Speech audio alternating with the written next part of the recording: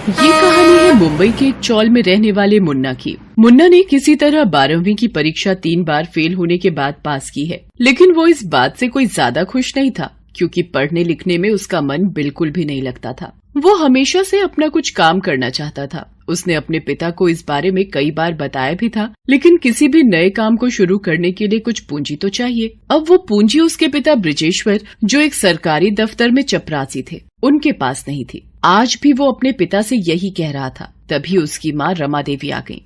माँ, अब तुम ही समझाओ ना बापू को। इनकी जिद पर किसी तरह घिस घिस कर मैं 12वीं पास तो कर गया। अब मुझे कोई धंधा शुरू करने के लिए पैसा तो दे दें। धंधा शुरू करने की बात तो ऐसे कह रहा है जैसे तेरा बाप कोई टाटा बिरला है। अरे मामूली चपरासी है तेरा बाप, वो भी अगले महीने रिटायर होने वाला है। तभी वहाँ मुन्ना की बहन दीपा कॉलेज से आ गई। क्या बाबा, फिर से आप दोनों लग गए? मैं कुछ नहीं कर रहा, तू अपने भाई को समझा। देख दीपा, तू इन सबसे दूर रह। मैं जानता हूँ तू बाबा की सबसे बड़ी चमची है। मुन्ना की बात सुनकर उसकी माँ उससे बोली, अरे ये तू दीपा को चमची क्यों बोल रहा है? पता है इसने कल रात तुम्हारे बाबा से क्या कहा? क्या बाबा, आप जब देखो मेरी शादी शादी करते रहते हो। मुझे अभी शादी नहीं करनी। आपने जो पैसे मेरी शादी के लिए जमा कर रखे हैं वो मुन्ना भैया को क्यों नहीं दे देते? वो बेचारे कितने दिनों से अपना काम शुरू करने के लिए कह रहे हैं। अरे नहीं नहीं, बिल्कुल नहीं। मैं उस नालायक को एक पैसा नहीं दूंगा। हाँ, ऐसा मत कहिए बाबा। भैया का मन सिर्फ पढ़ाई में नहीं लगता, बाकी हर चीज में वो सबसे अव्वल हैं। दीपा की बात सुनकर ब्रिजेश्वर ने कहा, ए चल चल, तू अब उसकी तरफदारी मत कर। हा? नहीं बाबा, मैं तरफदारी नहीं कर रही हूँ भैया की, लेकिन याद करिए जब आपको हार्ट अटैक आया था तो भागते हुए सबसे पहले आपको अस्पताल लेकर कौन गया था? पूरा दिन मैं तो कॉलेज में रहती हूँ और आप दफ्तर में। तब घर का काम, बाजार का काम कौन करता है? सब कुछ तो मुन्ना भैया ही करते हैं ना। पूरे मोहल्ले में ऐसा कोई नहीं है जिसकी मदद भैया ने नहीं की है। वो लाखों में एक है। अपनी माँ की बातों को सुनकर मुन्ना प्यार भरी नजरों से अपनी बहन को देखने लगा। उसके बाद उसने अपने पिता से कहा कि बाबा, आप दीपा की शादी की फिक्र मत करिए। मैं हूं ना, मैं करूंगा उसकी शादी। अच्छा चल, मान ली तेरी बात, लेकिन ये तो बता तू करेगा क्या है? तू कौन सा धंधा करना चाहता है? बाबा, मैं वड़ा पाव और पाव भाजी की रेड़ी लगाना चाहता हूँ। ए देख ले रहे अपने भाई को, धंधा भी सूझा तो वो बड़ा पाव का। छे! अरे क्या बुराई है इस धंधे में? आखिरकार ब्रिजेश्वर ने अपनी हामी भर दी। 1 महीने बाद मुन्ना की दुकान शुरू हो गई। ईश्वर की कृपा से दुकान खूब चल निकली।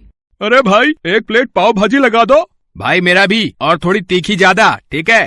क्या पाव भाजी बनाता है ये? मैं तो हर हफ्ते आता हूँ इसके पास। क्या करूँ, बीबी के हाथों का बोरिंग खाना खाकर तंग हो जाता हूँ।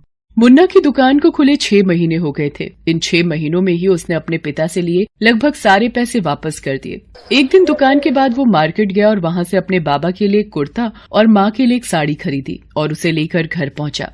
अरे क्या जरूरत थी इस फिजूल खर्ची की? मेरे पास तो कपड़े थे ही। अरे कभी तो अपने बेटे की तारीफ कर दो। वो बेचारा इतने प्यार से आपके लिए कपड़े लेकर आए हैं और आप हैं कि खुश होने की बजाय डांट रहे हैं। ब्रिजेश्वर अपने बेटे मुन्ना को बहुत प्यार करता था, लेकिन वो उसे कभी जताता नहीं था। समय बीतता गया। एक दिन की बात है, ब्रिजेश्वर भी अपने बेटे की मदद करने के लिए उस दिन उसकी रेहड़ी पर गया हुआ था। तभी उसकी रेहड़ी के पास एक बड़ी सी कार आकर रुकी। उसमें 4-5 लोग थे जो बहुत ही नशे में थे। ए लड़के, फटाफट हमारे लिए वड़ा पाव लगा, और हाँ, इसके लिए पाव भाजी।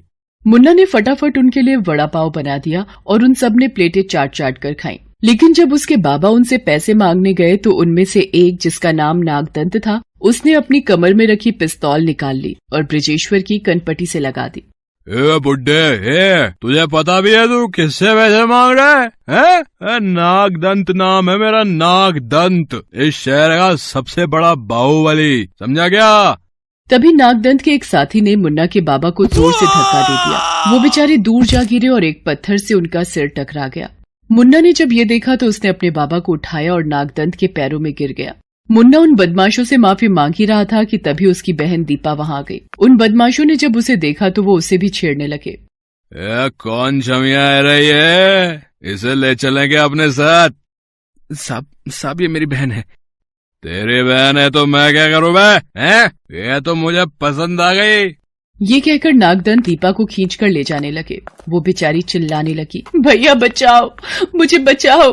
क्या कर रहा है तू? मुन्ना, बचा अपनी बहन को, बचा। ये मच्छर बचाएगा नागदंत से? ऐसे कितनों को मसल कर नागदंत ने नाले में बहा दिया है।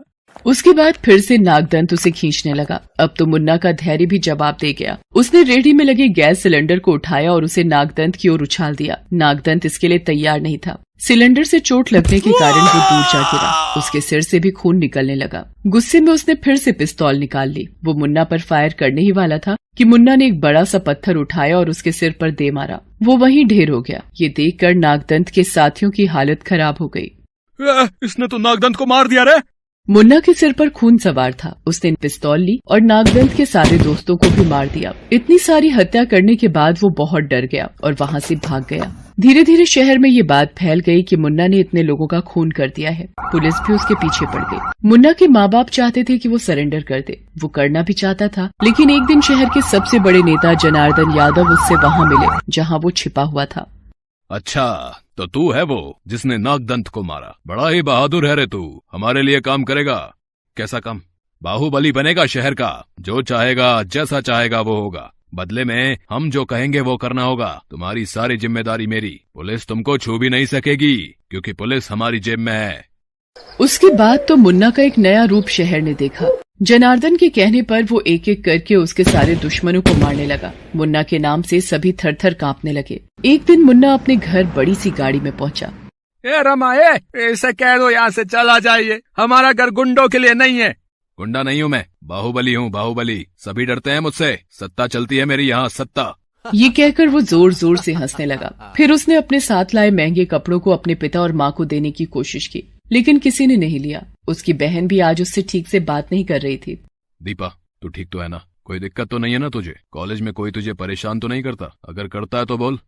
ये कहकर उसने अपने कमर में रखी पिस्तौल निकाली और उसे दीपा को दिखाते हुए कहा, इस बंदूक की सारी गोलियां उसके सीने में उतार दूंगा। भैया सरेंडर कर दो। आपने तो उन सबको मार दिया जिसने मेरे साथ बदतमीजी की थी। अब ये खेल बंद कर दो। सरेंडर? किसके आगे सरेंडर कर दूं? पुलिस के आगे, जो मेरे नाम से डरती है उसके आगे। मेरी चौखट पर सलाम करने आती है पुलिस। उसकी बात को सुनकर रमा देवी ने कहा, कोई तुझसे नहीं डरता मुन्ना। ये तो वो नेता जनार्दन का हाथ तेरे ऊपर है, नहीं तो कब का तू भी पुलिस के हाथों मारा गया होता। अपनी माँ की बात का मुन्ना ने कोई जवाब नहीं दिया और वहाँ से निकल आया। मुन्ना अपनी ताकत के नशे में चूर था। इस बीच मुन्ना की जिंदगी में एक बहुत बड़ी घटना घटी। जनार्दन ने मुन्ना को एक गरीबों की बस्ती खाली कराने को कहा। जनार्दन उन गरीबों का आशियाना तोड़कर वहाँ एक 5 स्टार होटल बनाना चाहता था। मुन्ना उस बस्ती में पहुंचा। उसने वहाँ पहुंचकर सबको रिवॉल्वर का डर दिखाकर बस्ती खाली करने को कहा, लेकिन एक नौजवान लड़का अपना घर खाली करने को बिल्कुल तैयार नहीं हुआ। अपनी ताकत के नशे में मुन्ना उसे मारने लगा। मुन्ना की बात मानने से इनकार करता है, हैं? तेरी इतनी हिम्मत? मैं मर जाऊंगा लेकिन अपना घर खाली नहीं करूंगा। उस नौजवान की बात सुनकर मुन्ना को और भी ज्यादा गुस्सा आ गया। उसने उसके ऊपर अपनी पिस्तौल तान दी। वो उसे गोली मारने ही वाला था कि तभी एक बूढ़ी औरत लाठी टेकते हुए उसके पास आई और रुआंसी आवाज में बोली, तुम मुन्ना हो ना? मुन्ना, हमारे बाजू वाले चौल का मुन्ना, जो अपने निर्दोष पिता और बहन की खातिर नागदंत जैसे बड़े गुंडे से भिड़ गया था और उसे मार डाला। लेकिन बेटा, तुम भी तो अब उसी नागदंत की तरह हो रहे हो। गरीब मजलूम पर अपनी ताकत आजमा रहे हो। फिर तुझ में और नागदंत में क्या फर्क है बेटा? बोलो ना, क्या फर्क है? उस बूढ़ी औरत की बातों का मुन्ना के पास कोई जवाब नहीं था। उसने उसे कुछ नहीं कहा और घर वापस लौट आया, लेकिन उसे पूरी रात नींद नहीं आई। इसी तरह 3 दिन बीत गए। मुन्ना सो नहीं पाया क्योंकि उसे लगता था कि वो बूढ़ी औरत उससे जवाब मांग रही है। आखिरकार मुन्ना ने एक निर्णय लिया और वो 3 दिन बाद बूढ़ी औरत के पास गया और उससे कहा कि माँ जी, आज से आप लोगों को मुझसे डरने की जरूरत नहीं है। आज से मैं आप लोगों का रखवाला हूँ। कोई भी आपकी तरफ आंख उठाकर नहीं देख सकता। जनार्दन को जब मुन्ना के इस बदले रूप के बारे में पता चला तो उसने उसे बहुत समझाने की कोशिश की, लेकिन मुन्ना नहीं माना। अब वो सही मायने में बस्ती का हमदर्द बन गया था। उससे सभी प्यार करने लगे थे। इस बीच चुनाव का समय आ गया। पूरी बस्ती वाले चाहते थे कि मुन्ना चुनाव में खड़ा हो और जनार्दन को हराए। हाँ, मुन्ना भैया ही हमारे उम्मीदवार होंगे। उस जनार्दन से पूरी तरह से यही हमें छुटकारा दिला सकते हैं। हमारा नेता कैसा हो? मुन्ना भैया जैसा हो। लेकिन जनार्दन कोई कच्चा खिलाड़ी नहीं था। उसने मुन्ना को रास्ते से हटाने के लिए एक खतरनाक प्लान बना रखा था। क्या था उसका प्लान? क्या मुन्ना चुनाव में जीत गया या जनार्दन की जीत हुई? देखते हैं अगले एपिसोड में। Best buddies. Hello friends. Thanks for watching this video. अगर आपको ये वीडियो पसंद आया है तो प्लीज लाइक, सब्सक्राइब, कमेंट्स करें इस वीडियो पर और हाँ, शेयर करना भी ना भूलें। और भी मजेदार वीडियो देखने के लिए नीचे दिए गए बेल आइकॉन को दबाएं। देखते रहिए बेस्ट बडीज।